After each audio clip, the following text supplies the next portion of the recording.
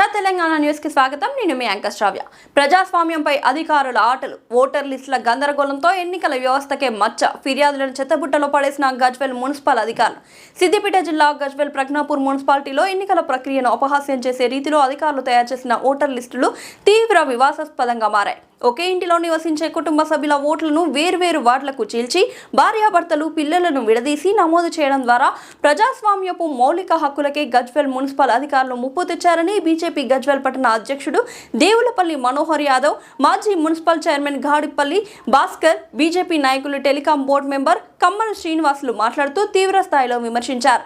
ఈ ఘోర తప్పిదాలను సరిచేయాలని పలుమార్లు ఫిర్యాదు చేసినా అధికారులు పట్టించుకోకపోవడమే కాకుండా ప్రజాప్రతినిధులు ఇచ్చిన ఫిర్యాదులను చెత్తబుట్టలో వేసిన దృశ్యాలను సాక్ష్యాలతో తాము సేకరించామని బీజేపీ నేతలు తెలిపారు.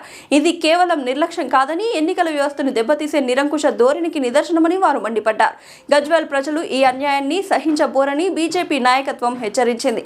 ఈ కార్యక్రమంలో బీజేపీ సీనియర్ నాయకులు ఎల్లు రామరెడ్డి, కుడిక్యాల రాములు, పెర్ల శ్రీనివాస్, గజ్వేల్ మండల అధ్యక్షులు పంజాల అశోక్ గౌడ్, సుభాష్ చంద్రబోస్, రామచంద్రచారి, చెప్యాల వెంకటరెడ్డి, నాయని సందీప్ కుమార్, మడుగురి నరసింహముదిరాజ్, వడ్డేపల్లి ప్రసాద్, కాశమైన సందీప్, బారు అరవింద్, నాగు ముదిరాజ్, మంద వెంకట్, దువ్వల రాజు యాదవ్, హరికుమార్, భాస్కర్ రెడ్డి, దయాకర్ రెడ్డి, పోకల ప్రభాకర్ రెడ్డి, కర్ణాకర్ రెడ్డి, గోపాల్ రెడ్డి, అరుణ్ యాదవ్, రామకృష్ణ, గణేష్, శ్రీనివాస్ తదితరులు పాల్గొన్నారు.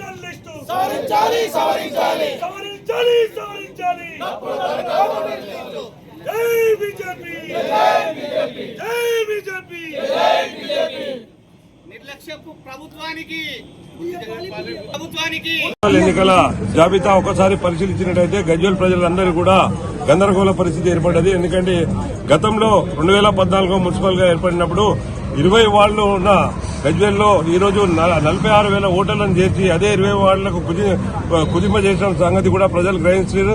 దానిపై ఎన్నో అర్జీలు పెట్టుకున్నా గానీ ప్రభుత్వం స్పందించక మొత్తం 50,000 జనాభా ముంపు గ్రామాలను అందరూ ప్రజలను కూడా ఇలా తీసుకొచ్చి అయోమయ పరిస్థితికి చేర్చినటువంటి ప్రభుత్వం ఈ రోజు ఓటర్ లిస్టును ఫైనల్ ఓటర్ లిస్ట్ గా నేను ఇక్కడ ప్రచురించడం జరిగింది.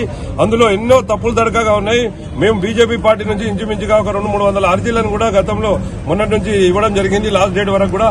అలాంటి అర్జీలపై ఎలాంటి ప్రత్యామ్నాయం ఏర్పాట్లు చేయకుండా వాళ్ళు ఇష్టారీతిన అధికారులు ఇక్కడ ఓటర్ లిస్టు ఏర్పాటు చేయడం జరిగింది. ఒక్కొక్క వార్డు నుంచి ఇంకో వార్డులో 200 ఓట్లు, చనిపోయిన వారి ఓట్లు ఇంచుమించుగా ఒక గజ్వేల్లో 1000 ఓట్లను కూడా అందులో చేర్చడం జరిగింది. వాళ్ళందరి మీద కూడా మేము వీళ్ళ చనిపోయిన డిలీట్ చేయాలని కూడా అర్జీలు పెట్టాం. కానీ ఇంతవరకు వాళ్ళు అలాంటి సరిచేయకుండా ఆధారబాధగా ప్రభుత్వం ఎన్నికలు జరిపించాలని అనిపించాలని చెప్పి ఇలా మొత్తం ఓటర్ లిస్టే ఒక తప్పుల దరఖా ఉంది. దీన్ని ప్రభుత్వం వెంటనే దీనిపై చర్య తీసుకోవాలి. ఇలాంటి అధికారులపై చర్య తీసుకుని దీన్ని సవరించాలని కూడా మేము బీజేపీ పార్టీ నుంచి డిమాండ్ చేస్తున్నాము. ఎందుకంటే ముంపు గ్రామాల ప్రజలు మొన్ననే మా మున్సిపల్లో చేరడం జరిగింది. వాళ్ళకు కూడా ప్రత్యేకంగా 6 వార్డులు ఇవ్వకుండా వాళ్ళని మా గజ్వేల్లో కొంత భాగాలను చేర్చి వాళ్ళకి తీరని అన్యాయం చేసిరు. ఎందుకంటే వాళ్ళు ఇప్పటికే ఎంతో అన్యాయాలకు గురైనరు. వాళ్ళ ఓట్లు వాళ్ళే వేసుకుని వాళ్ళ సమస్యలపై పోరాడదామంటే కూడా వాళ్ళకి తగిన న్యాయం చేయలేదు. వీళ్ళు అసలు గజ్వేల్లో ఉన్న అన్ని పార్టీల ముఖ్య నాయకులను, కార్యకర్తలను పిలుచుకొని ఓటర్ లిస్టు తయారు చేస్తే బాగుంటుండే. అలా చేయకుండా వాళ్ళ ఏకపక్ష నిర్ణయం తీసుకుని కాంగ్రెస్ ప్రభుత్వంలో ఉన్న నాయకులు కూడా ఎవరు పట్టించుకోకుండా ఇలా తప్పులు తడకగా ఓటర్ లిస్టు చేసినందుకు దీన్ని సవరించాలని కూడా అధికారులను డిమాండ్ చేస్తున్నాం. మున్సిపల్ ఎన్నికల నేపథ్యంలో ఈ యొక్క బీఆర్ఎస్, కాంగ్రెస్ పార్టీలు గజ్వేల్ మున్సిపాలిటీకి శాపంగా మారాయి, గజ్వేల్ అభివృద్ధికి శాపంగా మారాయి. ఈరోజు గత బీఆర్ఎస్ ప్రభుత్వం 10 ఏళ్లు ఇక్కడ నుంచి ముఖ్యమంత్రి గారు స్వయంగా ఉన్న నేపథ్యంలో ఏదైతే మల్లన్న సాగర్ భూ నిర్వాహితులను సుమారు 12,000 ఓట్లను ఈ యొక్క మున్సిపల్లో కలుపుతూ ఇక్కడ ఏర్పాటు చేయడం ఆరండర్ కాలనీ ఉందో 10 ఏళ్లు అధికారంలో ఉన్నా కూడా వారిపై ఎటువంటి నిర్ణయం తీసుకోకుండా వాళ్ళని యథావిధిగా అలాగే ఉంచుతూ ఆ యొక్క ఓటర్లను అదే విధంగా ఉంచుతూ ఈరోజు కేవలం ఈ యొక్క కాంగ్రెస్ ప్రభుత్వం మరి వచ్చిన తర్వాతనన్నా ఈ యొక్క ఆర్ఎండ్ఆర్ కాలనీపైన ఎటువంటి నిర్ణయం తీసుకోకుండా కేవలం ఎన్నికలు నిర్వహించుకోవడం కోసం హుటాహుటిన 12,000 ఓట్లను ఇందులో కలిపి ఈరోజు 20 వార్డులుగా ఉన్న గజ్వేల్ మున్సిపాలిటీని 14 కుదించి 6 వార్డులను ఆర్ఎండ్ఆర్ కాలనీగా ఏర్పాటు చేయడం జరిగింది.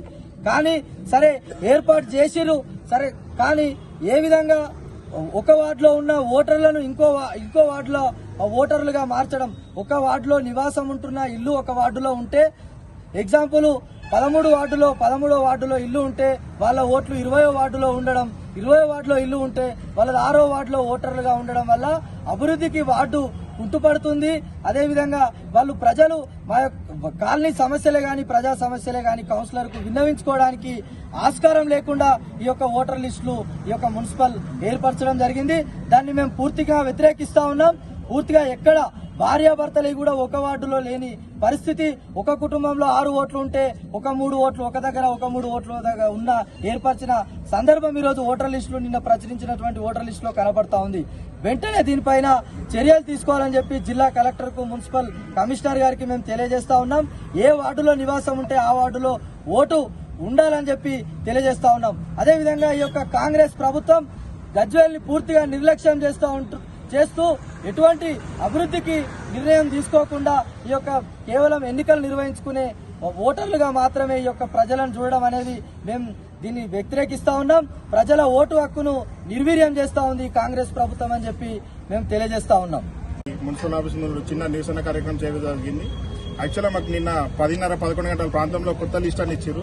మేము ఆల్రెడీ వారం రోజుల నుంచి సుమారు ఒక 2-3 నెలల నుంచి చాలా మంది వార్డులలో సొంతంగా కొందరేమో మేము చేస్తున్నాం, కొందరేమో సొంతంగా ఓటర్లు కొత్త నమోదు చేసుకున్నారు, కొందరు షిఫ్టింగ్ చేసుకున్నారు. ఎందుకు షిఫ్టింగ్ చేసుకున్నారంటే ఇప్పుడు 2వ వార్డులో ఓటు ఉంటే 2వ వార్డుల ఇల్లు ఉంటే అలా 6వ వార్డులో వస్తుంది. 2వ వార్డులో మూర్ల నీళ్ళు రాకపోతే 6వ వార్డు కౌన్సిలర్ వచ్చి తీపిస్తాడా? మేము అడిగేది అదే. ప్రజాప్రతినిధులకు ఓటర్లకు మధ్య ఉండాలంటే ఓటు వేసే ఓటర్లు ఎవరైనా ప్రజాప్రతినిధులు కూడా ఏం చేస్తారంటే ఓటు ఉందంటే వాళ్ళకి రెస్పాండ్ అవ్వడానికి అవకాశం ఉంటుంది. ఈ ఓటర్లు ఇక్కడ ఇల్లు వేరే దగ్గర ఓటు ఉండడం వల్ల చాలా ఇబ్బందికరంగా మారుతాయని మేము ఆల్రెడీ కమిషనర్ గారికి చెప్పాము. కమిషనర్ గారు మొత్తం మీద ఆయన నిర్లక్ష్యం వైఖరి. మేము ఇచ్చిన అర్జీలో చెత్తబుట్టలు ఉన్నాయి, మా దగ్గర ఫోటోలు ఉన్నాయి. మేము కమిషనర్ గారి మీద క్రిమినల్ కేసు బుక్ చేపించి ఆయన జైలు పంపించడానికి రెడీగా ఉన్నాం. దీని మీద కోర్టు కూడా పోతాము. స్టేట్ ఎన్నికల కమిషన్ కూడా మేము ఫిర్యాదు చేయడం జరిగింది. ఇట్లా తప్పులదారుగా ఉంది మొత్తము.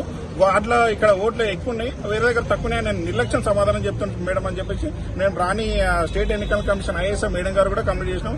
వాళ్ళు కూడా ఎక్కడ పట్టించుకున్న పాపన పోలేదు. నాకు నిన్న midnight 11 o'clock ఇచ్చారు. దీంతో పాటు ఈ సవరించినాకనే మున్సిపల్ ఎన్నికలు జరిపించాలని కోరుకుంటున్నాం. దాని ప్రతిఫలంగానే ఈ రోజు నిరసన కార్యక్రమం. ఇప్పటికైనా ప్రజాప్రభుత్వం అని చెప్పుకున్న కాంగ్రెస్ గవర్నమెంట్ నిజాయితీగా ఇవన్నీ ఓటర్లు అన్ని సవరించిన తర్వాతనే ఎలక్షన్ పోవాలని కోరుకుంటున్నాం.